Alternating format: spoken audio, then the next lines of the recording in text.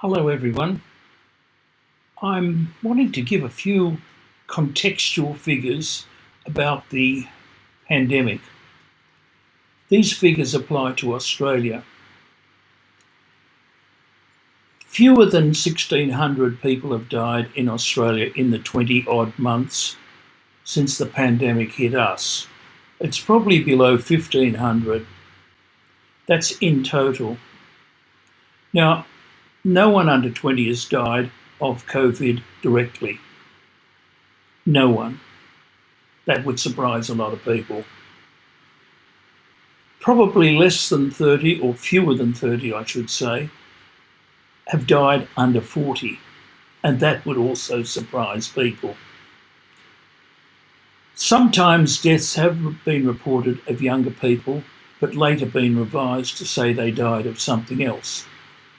One person at Liverpool Hospital, it was claimed, died of COVID. His family said, yes, he did have it, but his major problem was a heart problem, which the whole family has, and the hospital didn't treat him appropriately for the heart complaint. Now, in Australia, 430 people on average die a day of something other than COVID. They're figures from Wikipedia and the Australian Bureau of Statistics for about the time of 2018, 2019. That's about 160,000 people a year. Now, most of the people that have died in Australia have been older people, and most have had underlying complaints, and most were over 70, if not in their 80s or 90s. Anything could carry them off, these people who have got co-morbidities, as they say. So in reality, probably much fewer than 1,500 people have died from COVID in Australia. Maybe 2/3 that amount.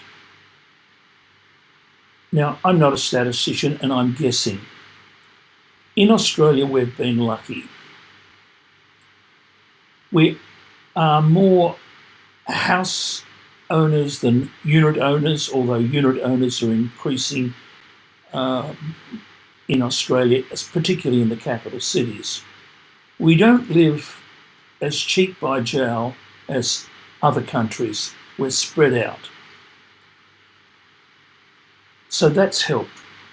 In general, we're probably better fed than almost any other country in the world. Yes, we do have junk food, and yes, many people don't exercise enough. But on the whole, we're probably better fed, and that helps as well.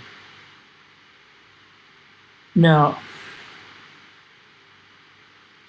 in United States, 7,500 people die a day of something other than COVID. In the UK, it's about 1,500. Now, numbers have been bad in the UK. I think well over 100,000 people have died, and UK is only just more than twice the size of Australia. In America, I don't know the exact figures now, but it's less than 1 million. It's probably about 800,000 people have died. America has a population of 330 million or just under. And so that means no more than 1/3 of 1%, 0.3 of people have died in America. That's the United States. From the news we've got in Australia, you'd think at least 20% of the population had died. Note also that when Trump was president, they tried to blame him for the deaths by Australian mainstream news outlets telling you how many people have died. Now, under Biden, suddenly, we don't get those figures as regularly, and the implication isn't that Biden has caused it. Politics are strange, and so are the mainstream media, that mostly lean to the left, but not all. Now, in Australia, if you put 1,500 over 26 million, you get a very small percentage of people who have died. About that number die of the flu each year. That's ordinary flu.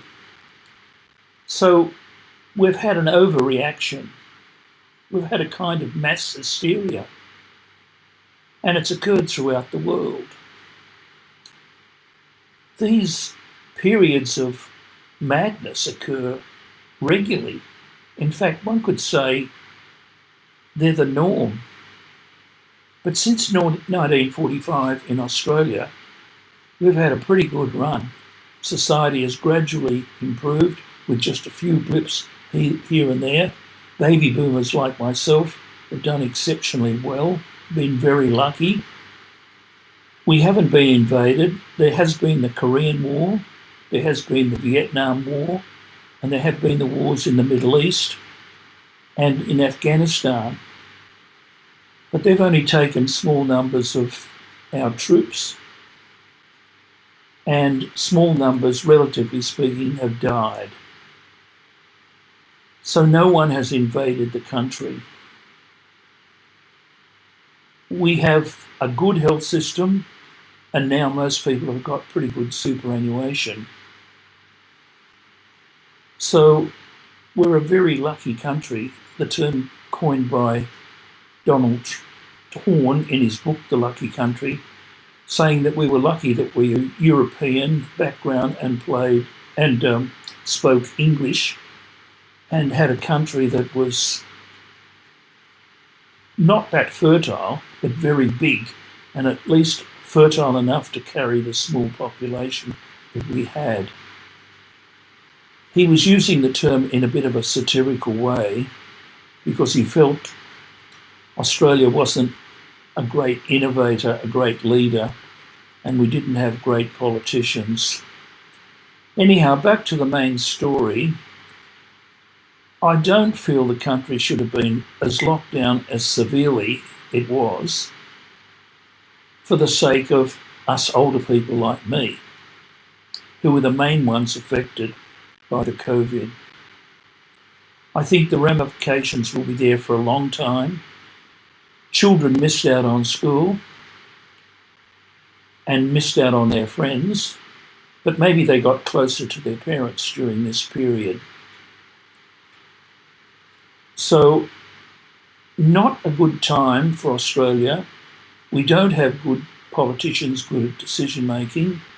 Many of the bureaucrats that made the decisions, they might be smart in a pure IQ sense, but they didn't have much wisdom, much experience. They haven't done a lot of things. Now, this particularly applies to women bureaucrats who may be, Einsteins in IQ, but they've led fairly narrow lives. They don't know what it's like to live at Penrith or Macquarie Fields or Mount Druitt, poorer areas of Sydney, though Penrith's not all poor. So we needed better decision making. Many of our politicians have not had much experience. They've been trade union officials, they've been researchers who have moved into politics, they've been lawyers.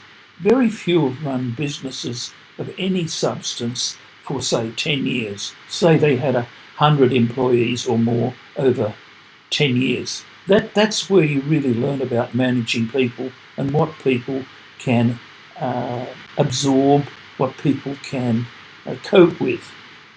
You don't learn about it by being a teacher, and I've been a teacher. You don't learn about it through doing research in a library or in front of a computer. You do learn something, and facts are important, and research findings are important. But it's the application of things that really tests you to make those right decisions, or good decisions. No one's always right. So a big task now is to get a better government, better bureaucrats, better teachers, and to encourage business people to move into politics where their experience in managing money, people, and products can be useful to make Australia a better place. Thank you.